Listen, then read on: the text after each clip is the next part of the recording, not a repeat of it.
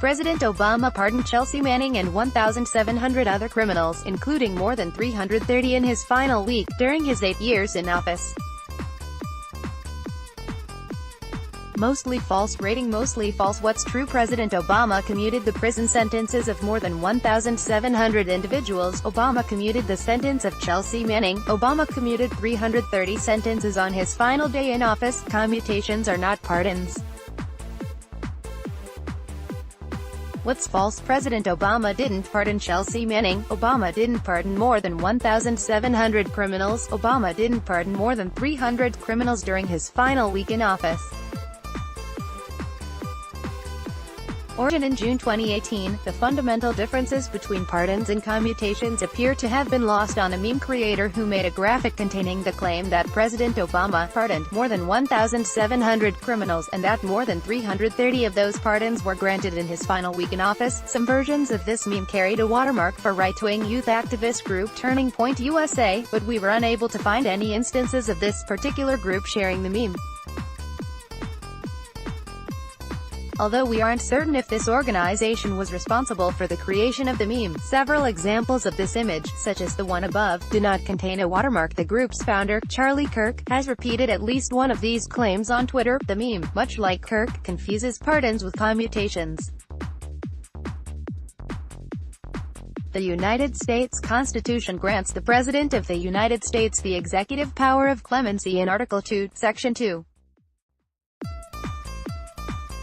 This power can be expressed via commutation, which reduces prison sentences but does not change criminal records, or a pardon, which is the full absolution of a conviction.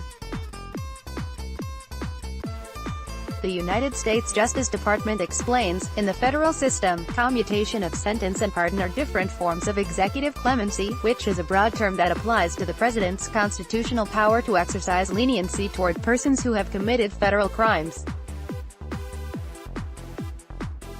Commutation of sentence reduces a sentence, either totally or partially, that is then being served, but it does not change the fact of conviction, imply innocence, or remove civil disabilities that apply to the convicted person as a result of the criminal conviction. The commutation may include remission, release, of the financial obligations that are imposed as part of a sentence, such as payment of a fine or restitution. A remission applies only to the part of the financial obligation that has not already been paid. A commutation of sentence has no effect on a person's immigration status and will not prevent removal or deportation from the United States. To be eligible to apply for commutation of sentence, a person must have reported to prison to begin serving his sentence and may not be challenging his conviction in the courts. A pardon is an expression of the president's forgiveness and ordinarily is granted in recognition of the applicant's acceptance of responsibility for the crime and established good conduct for a significant period of time after conviction or completion of sentence. It does not signify innocence. It does, however, remove civil disabilities, e.g., restrictions on the right to vote, hold state or local office, or sit on a jury, imposed because of the conviction for which pardon is sought, and should lessen the stigma arising from the conviction. It may also be helpful in obtaining licenses, bonding, or employment. Under some, but not all, circumstances, a pardon will eliminate the legal basis for removal or deportation from the United States. Pursuant to the rules governing petitions for executive clemency, which are available on this website, a person is not eligible to apply for a presidential pardon until a minimum of 5 years has elapsed since his release from any form of confinement imposed upon him as part of a sentence for his most recent criminal conviction, whether or not that is the conviction for which he is seeking the pardon. For instance, when President Obama commuted the sentence of Chelsea Manning on the 17th of January 2017, reducing a 35-year prison sentence to about 7 years, it did not change her status as a convicted felon. The numbers are inaccurate here, too.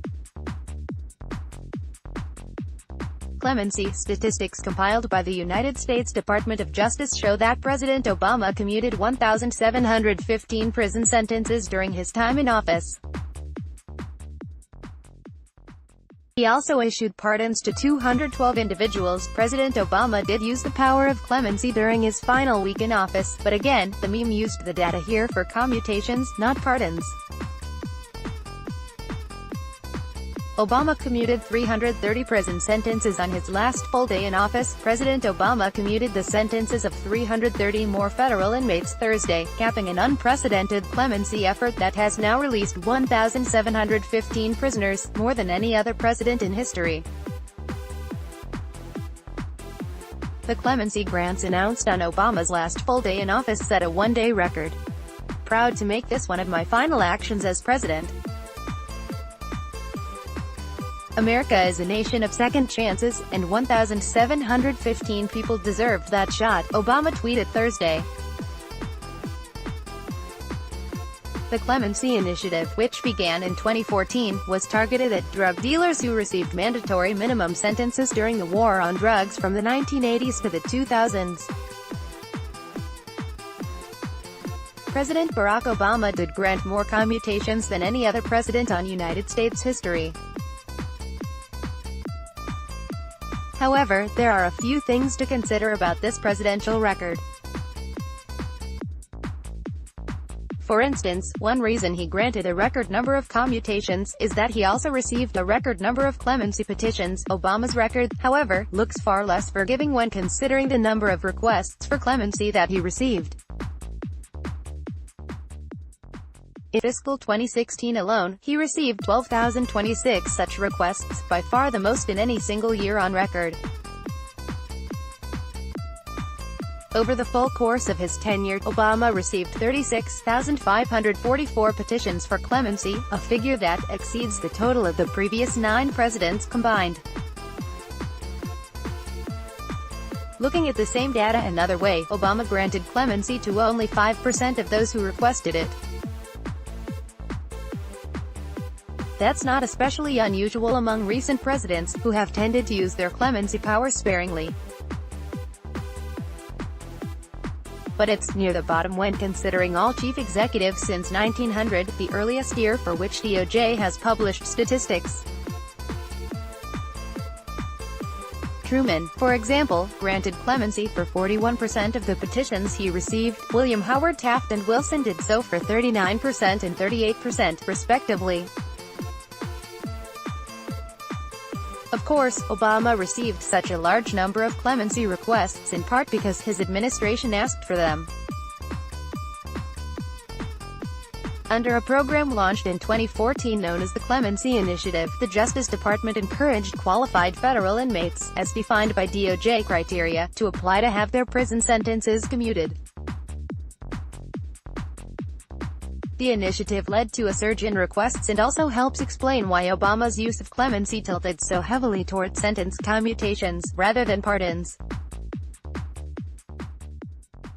Although Barack Obama set a record for the most commutations in history, his 212 pardons were well below many of his predecessors.